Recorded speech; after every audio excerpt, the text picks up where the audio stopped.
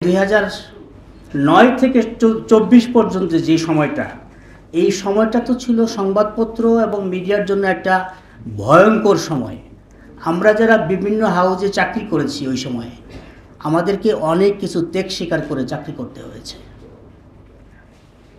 আওয়ামী লীগের কাছে এর চেয়ে বেশি আমি একজন সংবাদকর্মী হিসাবে কোনো প্রত্যাশা করতে পারি না। হ্যাঁ, তারপরে ধরেন আমাদের আশিক বলছেন যে গণমাধ্যম বন্ধ করে দেওয়া হয়েছে। বিএনপি যখন ক্ষমতায় ছিল তো অনেকগুলা টেলিভিশনের পারমিশন দেওয়া হয়েছিল। আমাদের আত্মসমালোচনা করতে হবে যদি আমরা বর্তমানকে চিনতে চাই, বুঝতে চাই। বেশ কিছু পত্রিকা বের হয়েছিল।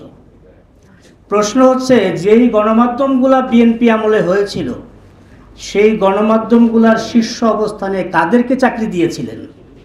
কোনো বিএনপি করে অথবা বিএনপি চিন্তার কোনো সাংবাদিককে চাকরি দিয়েছিলেন আপনারা তখন কি বলেছিলেন? আপনারা বলেছিলেন যে বিএনপি লাইনের, বিএনপি চিন্তার, জাতীয়তাবাদের চিন্তার সাংবাদিকরা নাকি কাজ জানে না, সুতরাং আওয়ামী লীগের লোকজনকে চাকরি দিতে হবে, কমিউনিস্ট পার্টির লোকজনকে চাকরি দিতে হবে, বিএনপির লোকজনকে চাকরি দেওয়া যাবে না। এই কাজটা তো আপনারা করেছেন, সেইটার খেসারত আপনাদেরকে দিতে হচ্ছে।